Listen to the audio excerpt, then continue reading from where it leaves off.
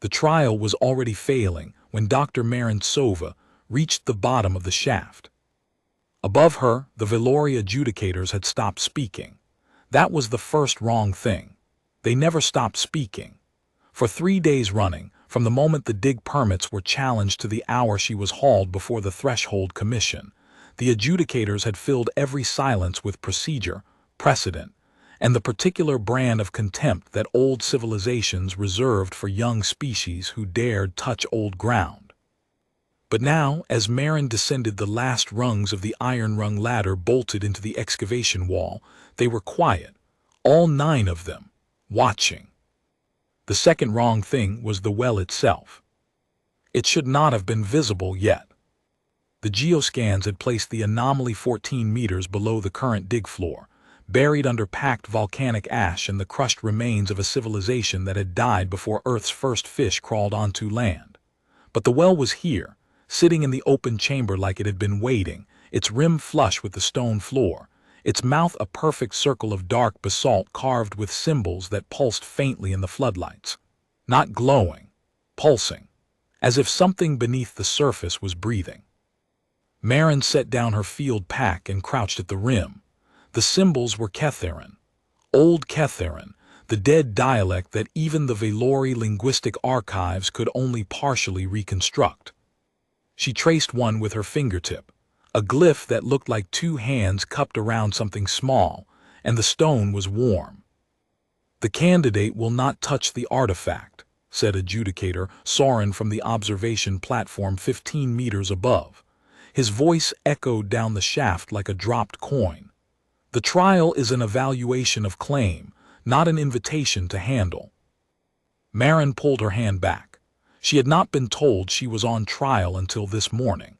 The Velori had framed it as a standard review, a formality, they said. The Interstellar Antiquities Compact required that any excavation of pre-ascendancy sites be evaluated by the nearest signatory authority, and the Velori were that authority for this sector. Marin's team had filed every permit, logged every stratum, followed every protocol. But 3 days ago, the adjudicators had arrived on site, looked at the preliminary scans, and declared a formal threshold trial. The charge: that humanity's dig had encroached on a Class 0 relic, and that only a species with a verified ancestral claim could proceed. Marin had no ancestral claim. Humanity had no ancestral claim. Earth was 47 light-years from this planet, and the Ketharan civilization that had built the well had been dust for over 600,000 years. Every species that had tried to open the well in the centuries since its discovery had failed. The Velori themselves had sent a delegation 400 years ago. The well had refused them. It refused the Dratha. It refused the Sen Collective. It refused every hand, every tool, every resonance frequency, every prayer. The well sat in its chamber, sealed, pulsing, and silent. And now, a human archaeologist was being asked to justify why she should be allowed to kneel beside it. "I understand the protocol," Marin said, standing. She looked up at the ring of Velori faces above her. 9 adjudicators in silver-threaded robes, their pale features arranged in expressions of professional disinterest. Behind them, 2 rows of observers, scholars, and military advisors who had no official role in the trial, but whose presence said everything about what the Velori expected to find down here. "But I'd like to note for the record that my team's excavation was authorized under Section 12 of the Compact. We weren't looking for the well. We were mapping the agricultural terraces in the upper strata. The well presented itself." "Presented itself," repeated adjudicator Soravi. He touched something on his datapad. An interesting choice of words for a geological event. The ash layer collapsed inward. The cavity was already formed. We stabilized it and reported the find within the hour as required. "And yet here it sits," Soravi said, gesturing at the well. "Exposed, in the center of your dig, with your equipment surrounding it." Marin looked at the well. The floodlights her team had set up threw hard shadows across its rim, and in those shadows the carved glyphs seemed to shift, rearranging themselves like letters in a language trying to remember how it was spoken. She had spent 2 nights studying those glyphs from the observation platform, comparing them to the fragmentary ketharan lexicon in the university database. Most of them were untranslatable, but 3 she recognized. The first meant water, the second meant sorrow, the third, the cupped hands glyph she had touched, meant something closer to mercy, though the old ketharan concept carried a weight that the translation could not hold. It was not mercy as clemency. It was mercy as the act of sitting with someone in pain, when there was nothing else to be done. "The trial will proceed," said the chief adjudicator, a tall Valori woman named Thessaly, whose voice carried the flat authority of someone who had presided over 1,000 such proceedings and expected nothing from any of them. "The candidate will approach the artifact under observation. If the artifact responds, the claim will be evaluated. If it does not, the site will be sealed under Valori authority, and the human team will vacate within 1 standard rotation." Marin nodded. She had expected this. What she had not expected was the knot in her chest, the tightness that had nothing to do with the altitude or the thin atmosphere of this planet, and everything to do with standing in front of something older than her species' capacity to dream, and being told she had to prove she belonged here. She turned back to the well. The pulsing had changed. It was faster now, the rhythm of the glyphs brightening and dimming like the heartbeat of something that sensed her proximity. Marin knelt. Not because the protocol required it, but because her knees gave way with a certainty that felt borrowed, as if her body knew something her mind had not yet caught up to. The chamber was silent. Above her the adjudicators watched. The observers leaned forward. A recording drone hummed somewhere in the middle distance, its red light blinking. Marin placed both hands flat on the rim of the well. The stone was warm, warmer than before. The glyphs beneath her palms brightened, and for a moment the entire rim was lit from within, a ring of pale gold light that threw her shadow long and strange against the excavation wall. Then the light sank back, dimming to a faint glow, and the well was quiet again. Nothing happened. Marin heard adjudicator Soren's stylus tap against his datapad. She heard the faint exhalation of the observer in the second row, the one with the military insignia, releasing a breath he had been holding. She heard the recording drone adjust its angle. "The artifact does not respond," Thessaly said. Her voice held no triumph, no disappointment, just the flat finality of a verdict rendered. "The human claim is denied. Prepare the sealing team." Marin did not move. She was looking at the glyphs, at the cupped hand symbol directly beneath her right palm. It was still glowing. Faintly, almost imperceptibly, but glowing.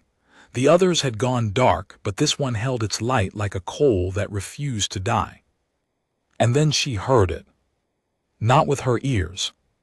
With something older, something seated in the part of her brain that processed music and memory, and the sound of rain on a roof she had not lived under since she was 7. A sound that was not a sound. A vibration that moved through the stone, up through her palms, into her wrists, and settled in her sternum like a word spoken inside a cathedral. The well was crying. Marin pulled her hands back as if burned. The glow vanished. The vibration stopped, but the echo of it remained in her chest, a resonance that tasted of salt and old stone, and something she could only describe as grief so ancient it had fossilized. "Dr. Tsova," Thessaly said from above, "remove yourself from the artifact. The trial is concluded." Marin stood. Her hands were shaking.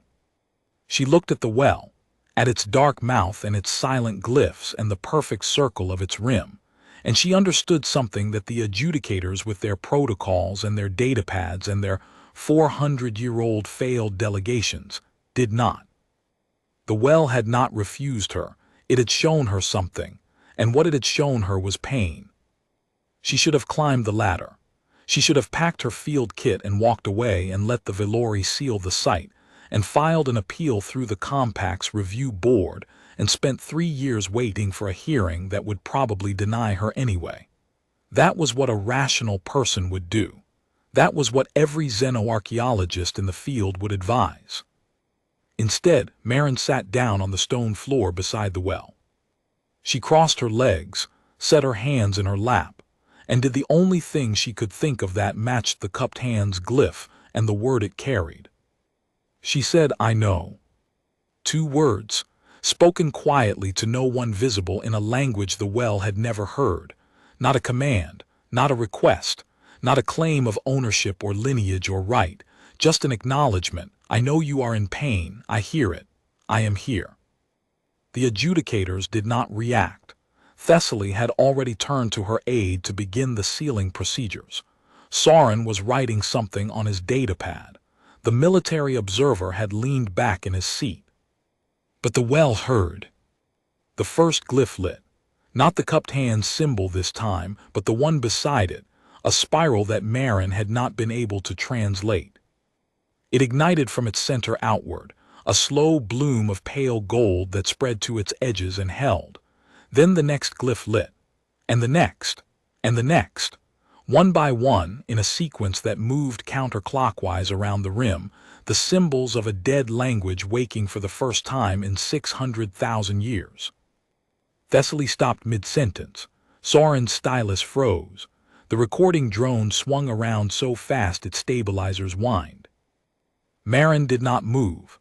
She sat beside the well with her hands in her lap and watched the light climb. The glyphs were not just illuminating, they were changing. The symbols shifted on the stone surface, rotating, combining, splitting apart and reforming into configurations she had never seen in any Ketharan archive. The dead language was not just waking, it was speaking. "Impossible," Sorin whispered. His datapad clattered against the observation railing. "The resonance frequency there is no frequency. It's not responding to a signal, it's responding to." "To what?" Thessaly said. Her composure had cracked for the first time in the proceedings. She gripped the railing with both hands and stared down at the well, at the expanding ring of golden light, at the human woman sitting cross-legged on the floor beside it like a child who had found a wounded animal and simply chosen to stay. The light reached the far side of the rim. The entire circle was lit now, every glyph burning with a steady, solemn gold, and the chamber below the well began to vibrate. Maren felt it in her teeth, in her spine, in the soles of her boots pressed flat against the stone. A deep, subsonic thrum that rose in pitch and intensity until the floodlights flickered, and the observation platform swayed, and the adjudicators grabbed for the railing. Then the water came. It rose from the well's mouth without sound, without splash, without the physics that governed every liquid Maren had ever studied. It rose straight up, a column of something that looked like water but moved like light, perfectly vertical, perfectly still, glowing from within with the same pale gold as the glyphs. It climbed 1 meter, 2, 3. It stopped at 4 meters, the top of the column level with the observation platform, and the Velori adjudicators found themselves staring into a pillar of living light that had not moved in 600 millennia. Thessaly's aide dropped his datapad. It fell 15 meters and shattered on the chamber floor. No one looked at it. The column began to change. The light inside it shifted, forming shapes, patterns, images. Maren saw them reflected in the wet stone of the well's rim, inverted and strange, like watching a film projected onto water. She saw a city, vast, tiered, built into the caldera of a volcano that had gone quiet. She saw people moving through its streets, tall and slender and nothing like humans, their skin the color of river clay, their eyes wide and dark and full of something that looked like permanent surprise, as if every moment of existence astonished them. She saw them building the well. Not with tools, but with their hands, pressing the basalt into shape the way a potter works clay, singing as they carved, and the song was the same vibration Maren had felt in her sternum. She saw them dying. Not violently, not in war or plague or catastrophe. She saw them simply stopping. One by one, generation by generation, the light going out of their wide, dark eyes, the songs growing quieter, the streets emptying, the well's water sinking lower and lower as the people who had made it forgot how to grieve, forgot how to sit with their own sorrow, forgot the cupped hand's mercy that had been the foundation of everything they built. They did not die of disease. They died of a drought inside themselves, a forgetting so complete that the well, their last creation, sealed itself in mourning and waited for someone who remembered. 600,000 years. The well had waited 600,000 years for someone to sit beside it and say, "I know." The images faded. The column of light dimmed, settling back into the well like a long exhalation, and when it reached the rim the glyphs flared once, bright as noon, and then softened to a steady glow. The chamber was quiet. The vibration had stopped. The floodlights steadied. Maren was weeping. She did not know when she had started. The tears ran down her cheeks and fell onto the rim of the well, and where they struck the stone the glyphs brightened, tiny pulses of gold that flared and faded like heartbeats. Then the well spoke. Not in words, not in any language Maren knew or could have learned. The well spoke in the same vibration it had used before, the subsonic resonance that bypassed the ears and settled directly into the chest, but this time it carried meaning. Not a sentence, a name. 2 syllables that Maren felt rather than heard, pressed into her sternum like a signet ring pressed into warm wax, and when she opened her mouth to breathe, she tasted copper and stone, and the distant memory of rain on a world that had not known rain in 500,000 years. The name was hers. Not the name her parents had given her. Not Maren. Not Sova. Something older. Something that the Ketharan language had a word for and no other language did, because no other civilization had built its entire identity around the concept it described. The well named her Soravi. The word meant, as closely as any translation could hold it, the one who stays. On the observation platform, Thessaly had gone pale. The silver threads in her robe caught the well's glow and threw tiny sparks of light across her face, and in that light her composure looked less like authority and more like the expression of someone watching a law of nature they had relied on for 4 centuries quietly break itself. "Chief Adjudicator," said the military observer, a broad-shouldered Valori named Dren who had not spoken once during the entire trial. "The artifact has responded. Under Section 9 of the Compact, that constitutes recognition of claim." "I am aware of Section 9, Thessaly said, but her voice had lost its flat certainty. She was watching Maren, who was still sitting on the floor beside the well, still weeping, her hands now resting on the rim where the glyphs burned steady gold beneath her palms. "The question is what it recognized." "With respect," Dren said, "the compact does not require us to understand the nature of the recognition, only to acknowledge that it occurred." Thessaly stared at him for a long moment. Then she looked back down at the well, at the human woman sitting beside it in her dusty field clothes with tear tracks on her face and her palms flat on 600,000-year-old stone, and something in the chief adjudicator's expression shifted. It was not warmth. It was not approval. It was the particular discomfort of a person who has spent their entire career inside a system of rules and has just watched those rules bend towards something they were never designed to hold. "Record the response," Thessaly said quietly. "The trial is suspended pending further evaluation." "Suspended," Soren said. "Chief Adjudicator, the protocol is clear. If the artifact responds, the claim is either granted or referred to the High Commission." "There is no suspension." "Then refer it." "To the High Commission, for a human claim, that has never." "Then it will be the first time," Thessaly said. She released the railing and folded her hands inside her sleeves, and the gesture carried the weight of a door closing. "Dr. Tsova, please remain at the site. Do not attempt further contact with the artifact until the Commission has ruled." Maren looked up. The tears had stopped, but the resonance in her chest had not. The well's name for her, Soravi, sat behind her sternum like a second heartbeat, and she could feel the well's attention on her the way you feel sunlight through a window, warm and steady and patient, beyond any patience she had ever encountered. "I won't leave," she said. It was not a promise to the adjudicators. It was a promise to the well. Thessaly heard it. Something in her jaw tightened. She turned and walked off the observation platform without another word. The next 48 hours were the strangest of Marin's career. The Velori did not seal the site. They did not send their sealing team. Instead, they sent more observers. A second shuttle arrived from the orbital station carrying a dozen specialists, linguists, resonance physicists, a historian of pre-ascendancy civilizations whose name Marin recognized from academic journals she had read as a graduate student. They set up additional monitoring equipment around the well, a ring of sensors that hummed and blinked and recorded data that, based on the increasingly agitated conversations she overheard from the observation platform, made no sense.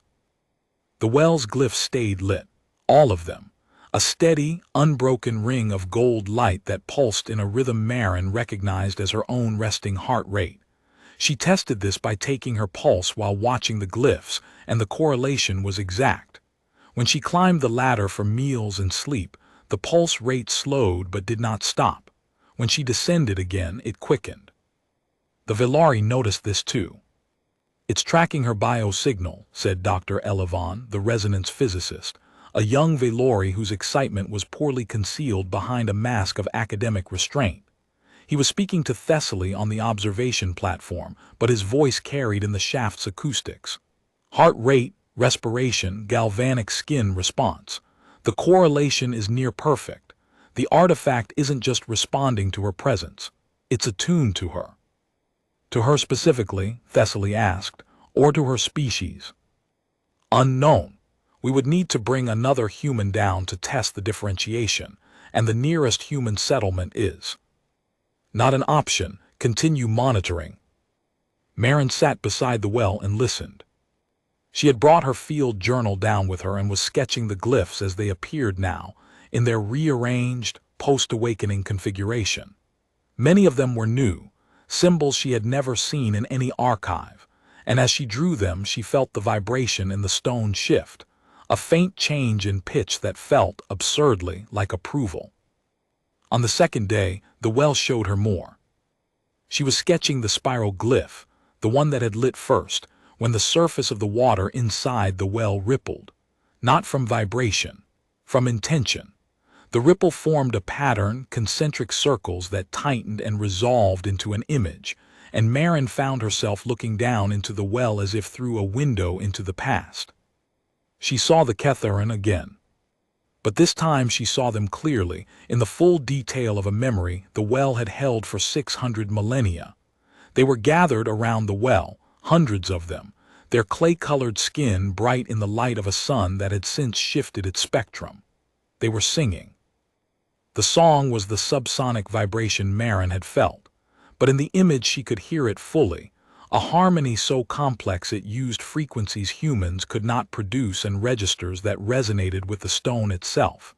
And the well drank it in, its water level rising with each verse, its glyphs brightening, its basalt rim humming. The well was not a well, it was a vessel, a container for something the ketharan had no physical word for because it was not a physical thing. The closest human concept was empathy, but that was too small, too cognitive. The ketharan had built the well to hold grief, not to contain it or suppress it or cure it, but to honor it, to give it a place to exist. Every sorrow the ketharan experienced, every loss, every wound that time alone could not heal, they brought to the well and sang into its water, and the well held it all with the infinite patience of stone that knows what it was made to carry. When they stopped coming, the well mourned. When they forgot the songs, the well grieved. When the last ketharan died alone in an empty street with no one to sit beside them, the well sealed itself and began the longest vigil in the history of the galaxy, waiting for someone who understood what mercy meant when there was nothing left to fix. Marin watched the images fade. She sat for a long time with her hands on the rim, feeling the warmth of the stone and the steady pulse of the glyphs and the vast, patient presence of the well beneath her, and she understood why it had chosen her. Not because she was human, not because of her species or her genetics or some ancestral link buried in her DNA. The well had chosen her because of what she had done. When the trial concluded and the adjudicators declared her claim denied, when every rational impulse told her to stand up and walk away, she had sat down. She had stayed. She had looked at something in terrible, ancient pain, and instead of trying to study it or claim it or fix it, she had simply said, "I know." That was the cupped hand's mercy. That was what the Ketharan had built their civilization on, and what they had lost, and what the well had waited 600,000 years to find again. The third day brought the High Commission's response. It arrived as a formal transmission, read aloud by Thessaly from the observation platform in the flat, careful voice of someone delivering news she did not fully understand. The Commission, after reviewing the monitoring data, the glyph analysis, and the recorded testimony of the adjudicators, had ruled that the artifact's response constituted a Class 1 recognition event. There had not been a Class 1 recognition in Velori records for over 3,000 years. The last one involved a Drothi shrine that had responded to a Drothi descendant, a straightforward ancestral claim. This was different. The well had responded to a species with no ancestral connection to the Ketharan. The Commission's ruling acknowledged this anomaly and offered three possible frameworks for evaluation. The first framework treated the recognition as an error, a malfunction in an ancient system responding to a random stimulus. Under this framework, the site would be sealed and the human team dismissed. The second framework treated the recognition as a biological accident, something in the human's physiology triggering a response the artifact was not designed to give. Under this framework, further study would be permitted, but no claim would be granted. The third framework was unprecedented. It treated the recognition as genuine, the artifact choosing a bearer based on criteria the Commission could not define, criteria that transcended species and ancestry, and operated on a principle the Compact had no provision for. Under this framework, the human's claim would be granted, and with it the right to steward the site and continue excavation under the full protection of the Compact. Thessaly paused after reading the three frameworks.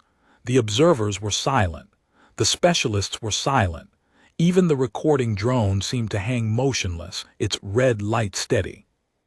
"The Commission has left the choice of framework to this panel," Thessaly said. Her eyes found Marin at the bottom of the shaft. "Dr. Tsova, before we deliberate, the panel invites you to make a statement." Marin stood. Her legs were stiff from sitting. The well's glyphs pulsed beneath her, steady as breathing, and the resonance in her chest, the name Soravi, the one who stays, hummed quietly against her heart. She looked up at the 9 adjudicators, the dozen specialists, the military observer, the recording drone. She thought about the Ketharan, their wide dark eyes, their songs, the civilization they had built on the principle that the greatest act a person could perform was to sit with another's pain. She thought about the well, sealed for 600,000 years, mourning in the dark, holding the grief of an entire species in its stone basin, because that was what it was made to do, and there was no one left to tell it that its vigil was over. She thought about what she wanted to say. She had arguments. She had evidence. She could cite the resonance data, the glyph translations, the biosignal correlation.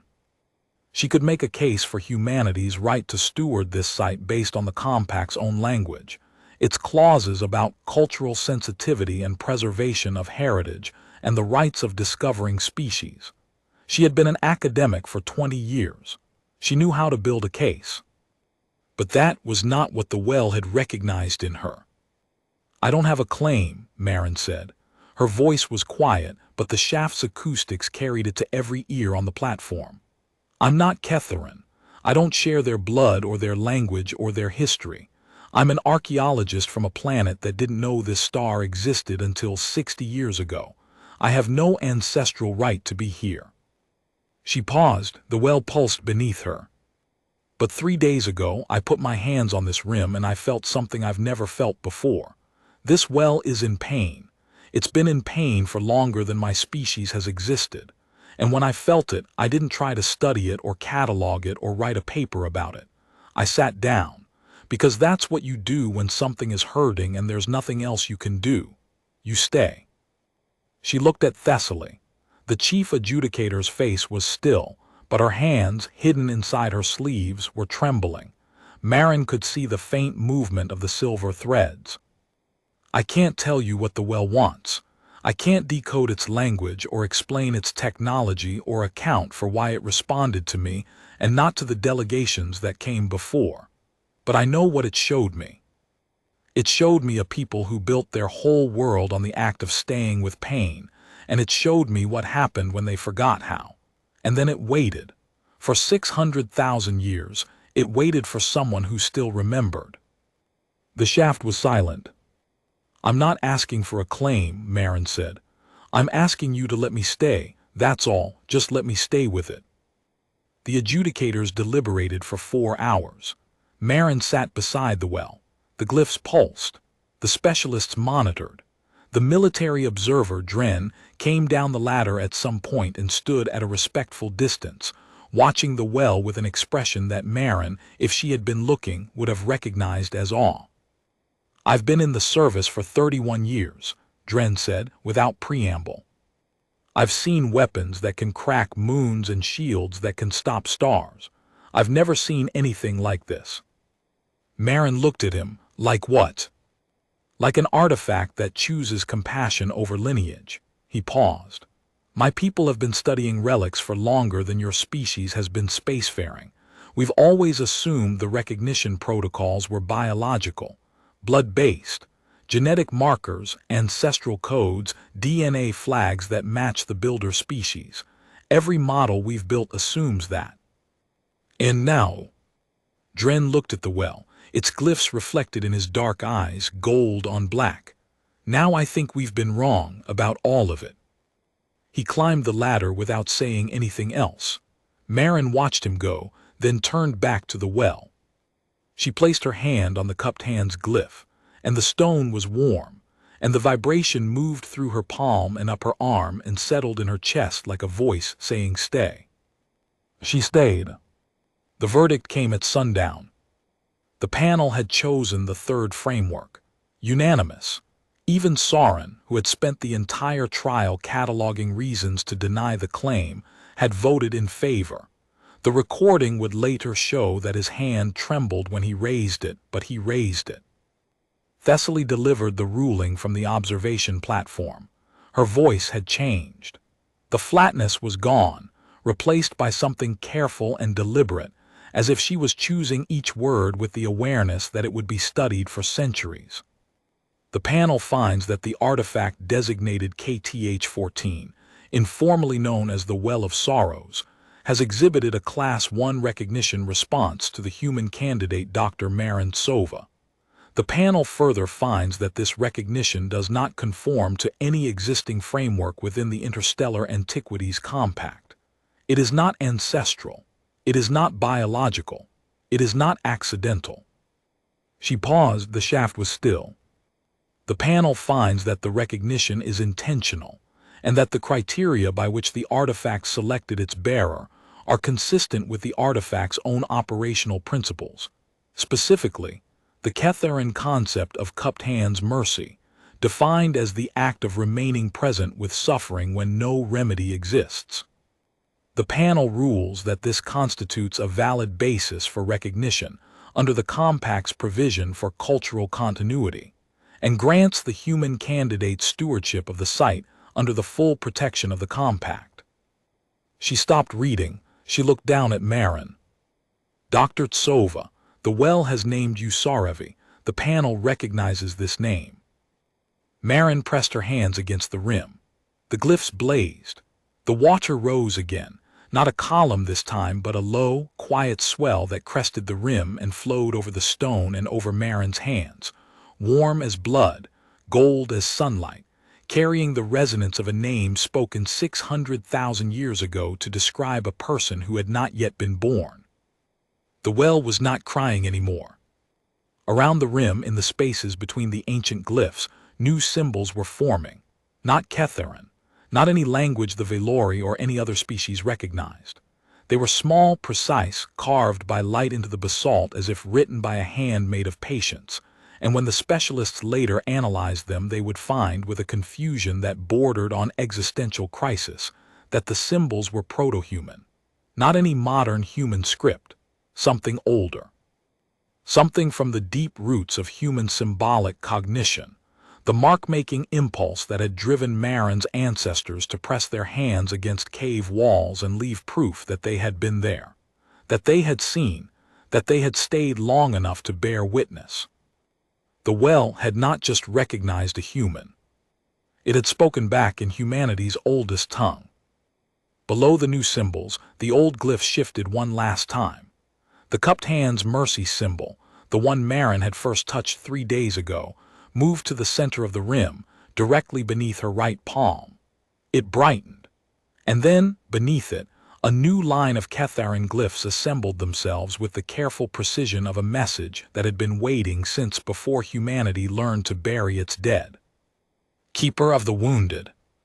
Marin felt the words enter her the way the name had, not through her ears but through her sternum, through the bone and the blood and the particular human architecture that carries grief and compassion in the same chamber. The title was not a rank. It was not an honor. It was a description. The ketharan had a word for the person who held the wounds of others, not to heal them, not to fix them, but to ensure they were not held alone.